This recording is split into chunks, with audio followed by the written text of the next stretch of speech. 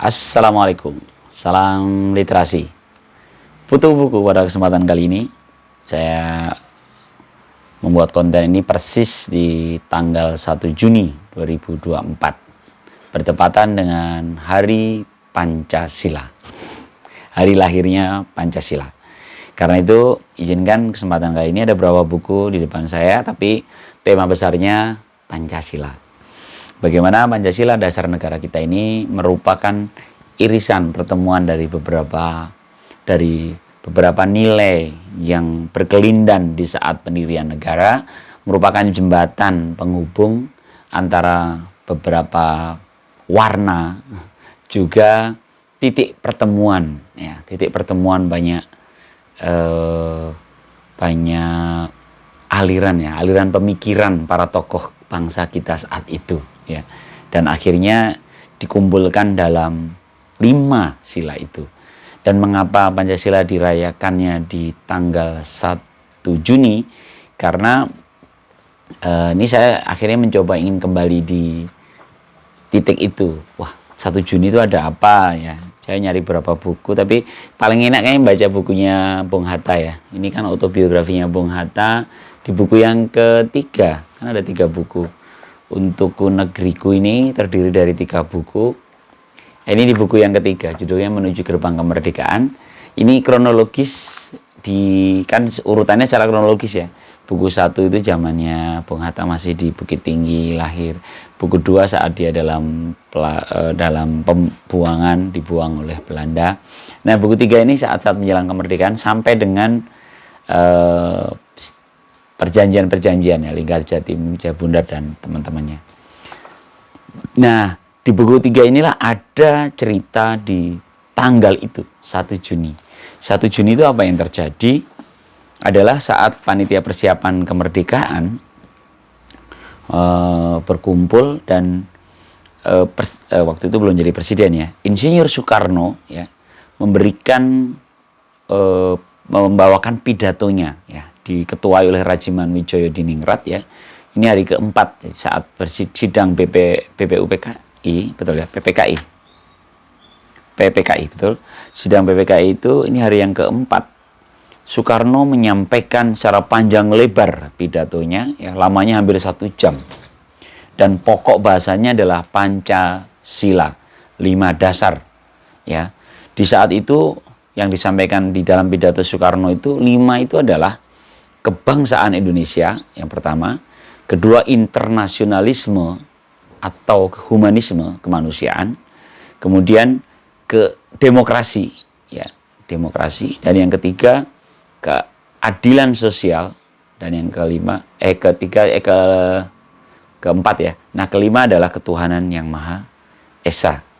Yang setelah sidang itu akhirnya dibentuklah panitia 9 untuk menyusun ulang sila itu, kelima sila itu, dan akhirnya urutannya berubah. Urutannya seperti yang saat ini menjadi dasar negara kita, ya. Ketuhanan yang Maha Esa itu di pertama. Memang di panitia 9 itu masih ada tambahan dan menjalankan syariat Islam buat pemeluknya, ya. Jadi ada tambahan itu. Kemudian kemanusiaan yang adil dan beradab, persatuan Indonesia sebagai penjelasan atas nasionalisme, dan sila keempat mewakili demokrasi, dan sila kelima keadilan sosial. Sebenarnya kalau mau kita runut pada tadi, ini kan 5 warna yang berkelindan, 5 warna, ya. Karena di saat itu kan beberapa tokoh itu, ya, di sekitaran yang pertama itu Islamis. Jadi memang awalnya mengapa kok ada syariat itu karena sila pertama ini, ya, dari mewakili kubu Islamis yang memang banyak dalam tokoh-tokoh bangsa kita, ya. Dan mengapa kok bukan agama lain gitu? Karena memang di saat itu, ini konon, ya, karena di saat itu para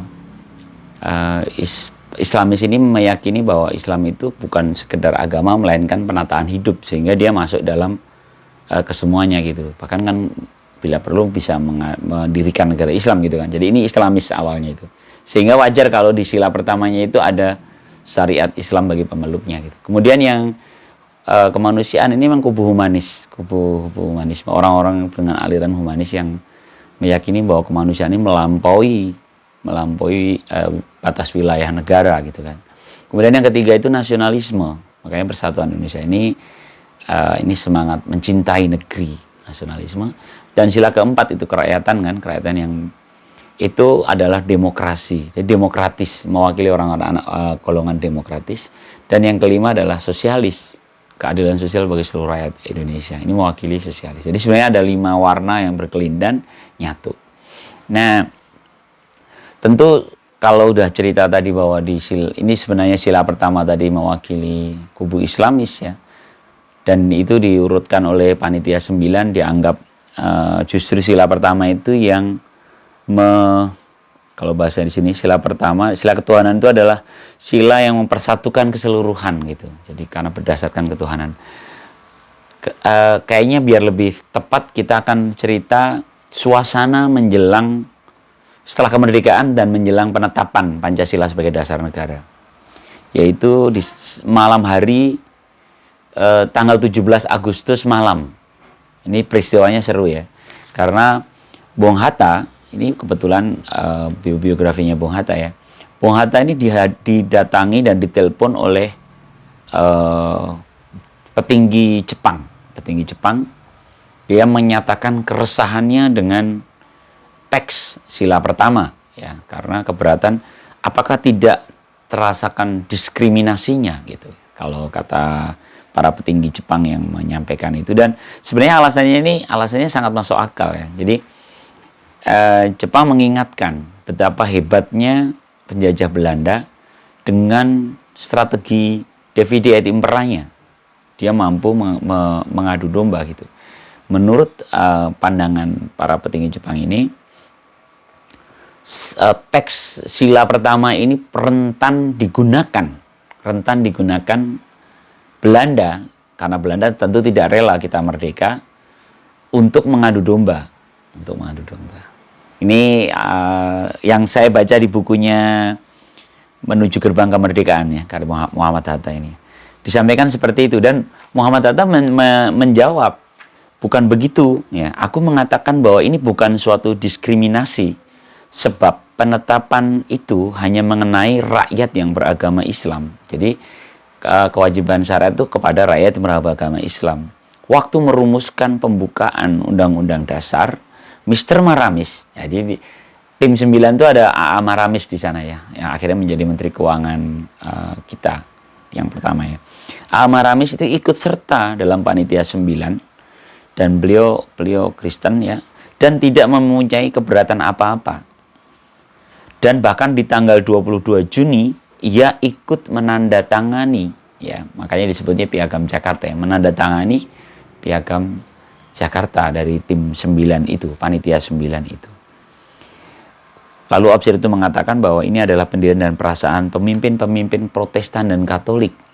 Mungkin saja A.A. Maramis waktu itu melihat pada ya tadi cara pandangnya seperti yang disampaikan Bung Hatta, karena ini bicara tentang 90% kaum muslimin yang yang untuk terikat dengan syariatnya gitu. Tapi untuk yang di luar muslim tentu tidak terikat syariat Islamnya gitu kan.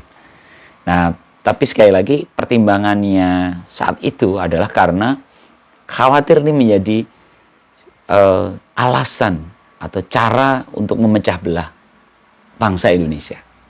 Dan Bung Hatta memahami itu, sehingga persis di esok paginya tanggal 18 Agustus Bung Hatta mengundang sebelum mengundang semua panitia persiapan kemerdekaan, dia mengajak berbincang serius Ki Bagus Hadikusumo, Wahid Hasim, Mr. Kasman Singodumejo, dan Mr. Tengku Hasan dari Sumatera.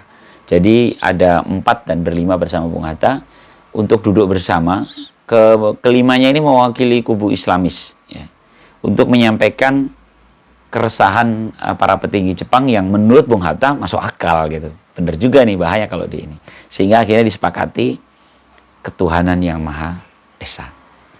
Dan terbukti ini sebenarnya sebuah langkah hati-hati dari para pendiri negara kita mempertemukan nilai-nilai yang tadi bahasanya kalau saya itu suka menggunakan Pancasila ini adalah irisan dari banyak warna, jembatan bagi mempertemukan banyak value ya, banyak nilai, kemudian juga titik temu.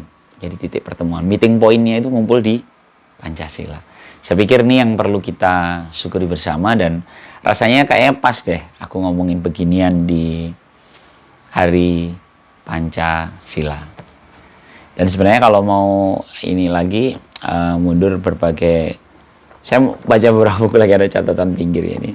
Ada buku, ada cerita tentang, ya sebenarnya nggak ini juga ya, tapi nyambung karena kebetulan bahas tentang sepatu dan jadi kostum dulu zaman masa pergerakan itu perbedaan pandangan antara yang berpikir bahwa mengenakan tradisi itu bentuk perlawanan dan ada yang berpikir justru itu yang membuat kita tidak bangkit. Itu ada di buku ini, judulnya 20 Mei ya. Buku Gunawan Muhammad menukil itu. Jadi kalau yang pertama kan zamannya Wahidin Sudirohusodo ya, mereka itu kan bumi putra yang bahkan menolak mengenakan sepatu, dia tetap pakai sandal, pakai sorjan gitu. Para ningrat itu membuktikan bahwa kita bumi putra gitu ya. Tapi Raden Saleh, seniman kita, justru sempat mengajukan ingin ke Eropa dan mengenakan baju dan ditolak gitu ya.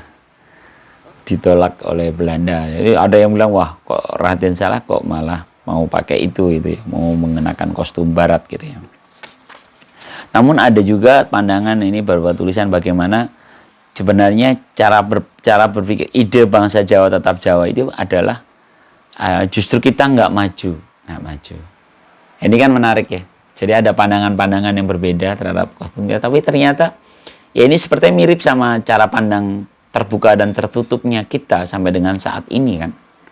Kita kadang-kadang berpikir menjaga tradisi kita, tradisi lokal kita, tapi di sisi lain kalau kita mau maju, kita harus terbuka, berpikiran terbuka gitu ya.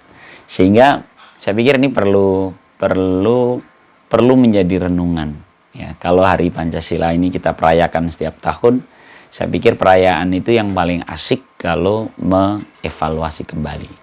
Saya termasuk berbincang beberapa minggu ini dengan beberapa teman yang kok ketemu benang merahnya itu selaras katanya. Jadi ketika kita mau menginternalisasi sesuatu dari luar gitu.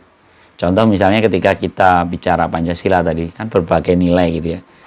Lalu ada berbagai keragaman, lalu ingin kita internalisasikan ke diri kita, maka kita harus memikirkan proses menselaraskan dengan kita, dengan diri kita.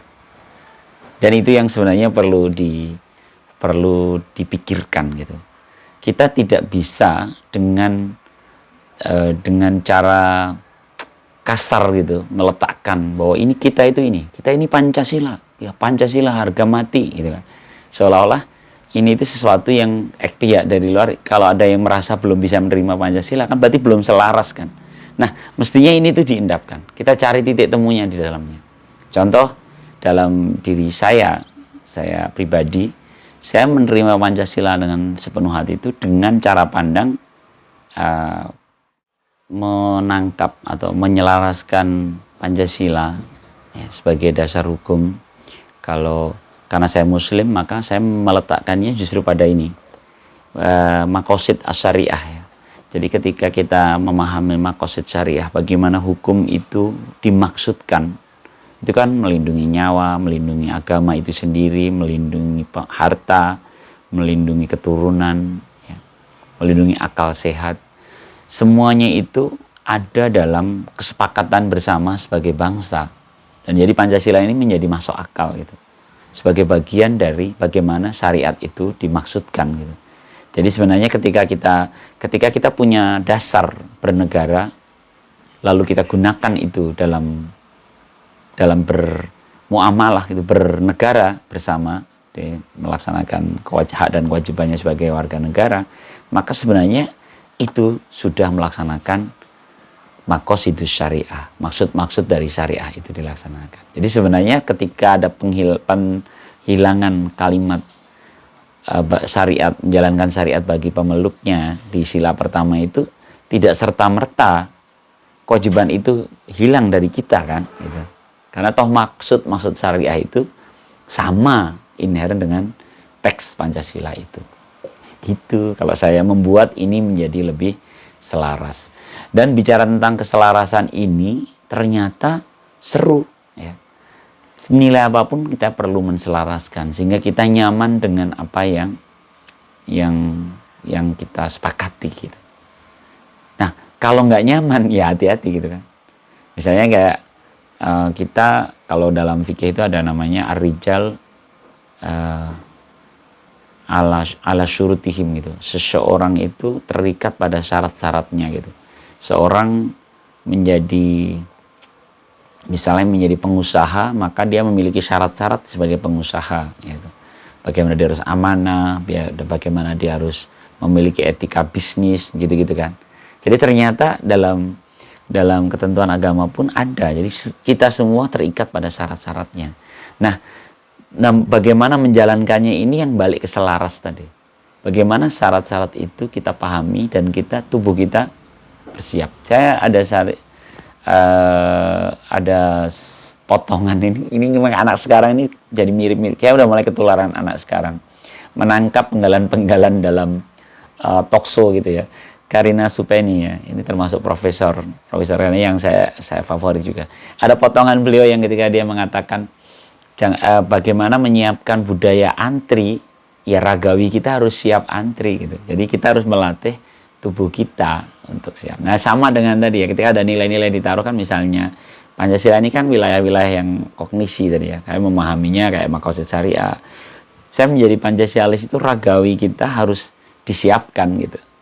Ragawi kita harus disiapkan untuk tadi kalau kata Karina Supeni bisa antri, untuk tidak korupsi, untuk itu kan ragawi kita harus dilatih. Nah inilah sebenarnya tugas pendidikan gitu. Jadi pendidikan itu menyiapkan karakter tadi, dasar, menyiapkan agar kita selaras gitu. Contoh misalnya ketika ini termasuk obrolan kemarin ya dalam beberapa diskusi dengan teman. Ketika ada dompet tertinggal atau menemukan dompet di taman jatuh gitu, apa yang harus dilakukan gitu? Sebenarnya kan secara fitur tubuh kita, fitur jiwa kita, saya kok berkeyakinan kita tidak ingin mengambilnya. Karena kita mengerti ini milik orang lain, dan ketika kita menjadi pihak yang kehilangan dompet, pasti bingung gitu. Maka secara fitrah kita pasti berpikir bagaimana mengembalikan dompet itu. Kalau tiba-tiba kok kebetulan kita lagi butuh, terus ada uang yang kita ambil, itu pasti sesuatu yang melawan fitur asasi kita dalam jiwa kita. Kita pasti melawan. Buktinya apa? Ketika kita akhirnya ngambil dan tidak mau mengembalikan itu, kita takut untuk ketahuan. Kan itu sebenarnya fitur tubuh kita, fitur jiwa kita untuk menolak melakukan itu. Nah, menurut saya itu yang harus diasah ya bangsa kita. Kalau mau jadi kembali ke dasar negara kita, menjadi Pancasialis, mestinya itu yang harus diasah dalam pendidikan kita, ya pendidikan di sekolah maupun di rumah, untuk mengasah kembali fitur-fitur jiwa kita yang memang aslinya itu baik. Gitu. Makanya saya itu suka banget ketika membaca sejarah. Ada satu negeri kerajaan yang adil makmur katanya, negeri Kalingga kalau nggak salah ya. Dulu yang oleh satu ratu yang adil dan bijaksana. Saya mohon diralat kalau keliru. Saya dulu ini materi pelajaran IPS dulu banget, tapi saya masih ingat. Karena di zaman itu katanya tidak ada kehilangan, tidak ada pencurian. Berarti kan ada sesuatu, prestasinya adalah meletakkan itu dalam menyalakan kembali fitur-fitur kebaikan kita. Iya nggak sih? Sehingga ketika nanti bicara hukum, ya hukumnya jadi nggak mengada-ada, karena kita sebenarnya fitur kita itu punya gitu. Ini contoh ya, nggak apa-apa ini saya mencurahkan hati ya. Ketika ada ketentuan gratifikasi, tidak boleh memberikan sesuatu pada seseorang dalam rangka tugas gitu. Itu kan ada ketentuannya tuh. Ya, di saya tempat kerja kami punya itu. Kan nggak boleh. Terus kan mesti ada pertanyaan, kok setiap ngasih nggak boleh? Padahal kan mungkin ngasihnya nggak niat karena melanggar prosedur misalnya. Dia ini ngasih aja gitu. Wah, itu kalau di percakapan dengan di beberapa kelas-kelas KPK itu seru banget tuh ngomongin budaya tidak boleh ngasih itu. Tapi yang ketangkep sama peserta kalau di beberapa kali saya ikut itu justru kita itu mendingan nggak terima apapun gitu, padahal menghadiahkan sesuatu itu kan sebenarnya satu hal yang fitur tubuh kita itu sepakat bahwa itu baik, karena itu kita berbagi kan. Saya yakin itu kita ngerasa baik. Nah, tapi kalau ada niatan jahat, ini balik lagi ke fitur hati kita, pasti tahu kok gitu.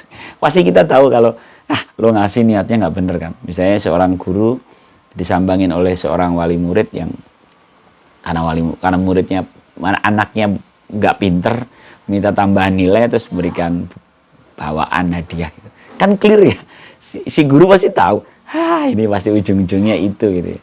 Tapi kalau dalam suasana yang berbeda, alarm kita bunyi kok gitu.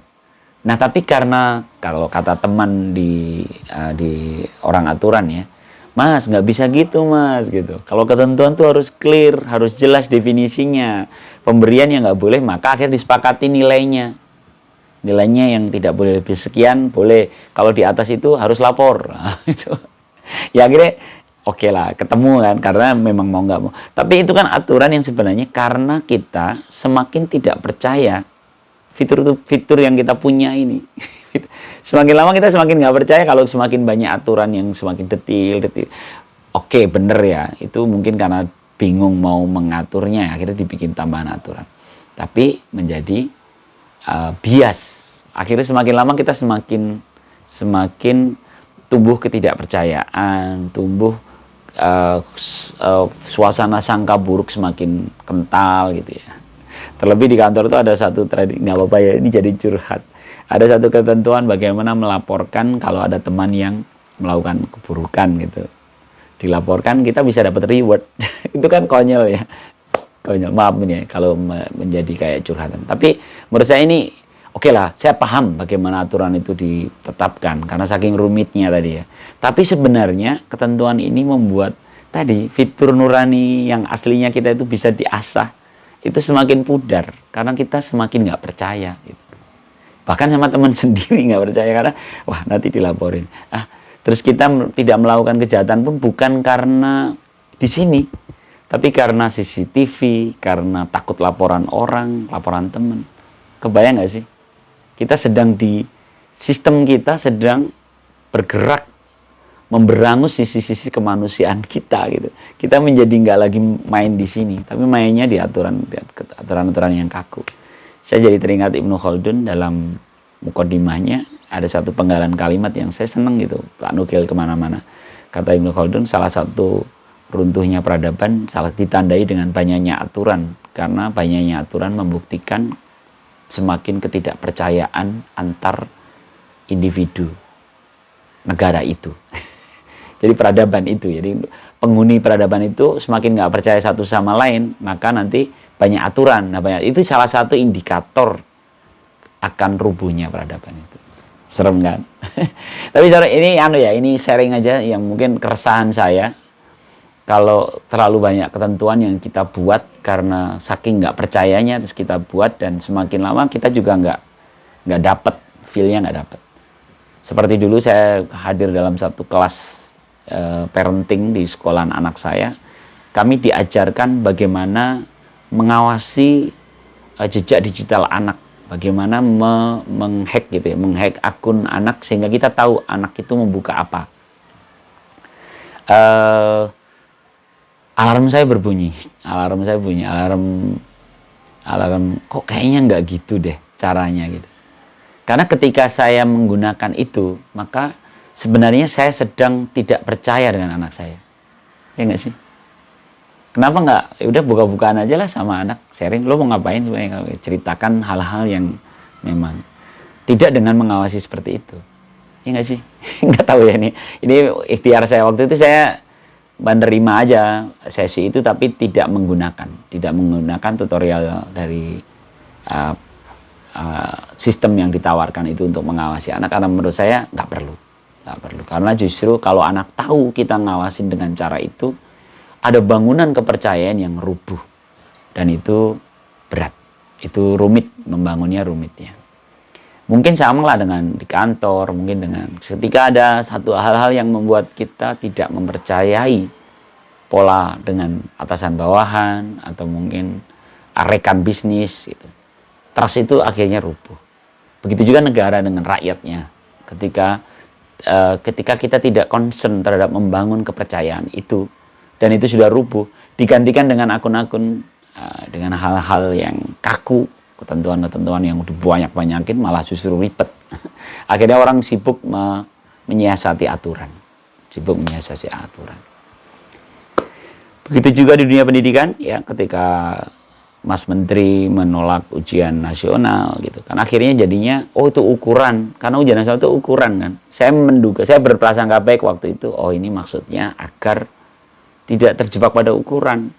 Guru dan murid itu saling memahami lah gitu. Tapi dalam kenyataannya di lapangan justru ada ruang yang dibuka untuk melakukan transaksi-transaksi gelap. Konon begitu. Jadi akhirnya rumit kan. Padahal maksudnya sebenarnya mungkin dibuka, udahlah kita tahu sama tahu. Gitu. Kita saling percaya. Dan menurut saya paling ideal memang dari pendidikan. Untuk saling percaya itu dari pendidikan. Baik, oke. Saya akhiri dari satu film yang sedang viral di Netflix ini, kayaknya di peringkat atas. Judulnya Atlas dan saya sudah menontonnya. Menurut saya ini film yang menarik untuk teman-teman yang sedang tertarik membahas tentang artificial intelligence. Terlihat nggak nyambung, tapi saya pikir ada hubungannya dengan yang saya sampaikan tadi. Fitur-fitur kemanusiaan kita. Jangan sampai kalau tadi saya meresahkan kalau di fitur itu buram karena dibanyakin aturan. Begitu juga sama dengan algoritma. AI itu kan algoritma, sistem nilai yang kalau di film itu dibayangkan begitu artificial intelligence malah bahkan sudah menciptakan satu teroris artificial intelligence. Teroris yang lahir dari robot ya. Di film itu akhirnya benturkan dengan sisi kemanusiaan kita. Ternyata ada sisi-sisi yang manusia banget. Dan itu kita punya itu. Kenapa kita nggak hidupkan kembali? Hidupkan kembali sisi-sisi kemanusiaan kita, nyalain lagi alarmnya ya. Contohnya banyak lah, silakan ya. Teman-teman saya itu ada yang sampai nggak mau pakai sepatu karena alarm tubuh kita adalah kaki kita saat bertelanjang kaki. Kita tahu kalau ada tanah yang terlalu sakit kaki saya lewatinya, maka mungkin tanah itu memang bukan untuk kita lewati katanya. Menurut saya itu, wow, menarik juga ya. Walaupun saya belum bisa ya, jadi badui ya. Jadi kembali nyeker gitu. Dan mungkin yang lainnya ya, harus memperbanyak jalan kaki, terus alarm jam yang kita harus bangun jam sekian. Kenapa kita coba pakai yang di sini, nyala apa enggak gitu. Kebangun enggak di pagi hari? Konon katanya itu seru. Oke ya. Mohon maaf kita ngomongin Pancasila tapi berkembang kemana-mana, tapi saya pikir itulah cerita seorang putu dari Pancasila di tahun 2024. Salam literasi. Assalamualaikum warahmatullahi wabarakatuh.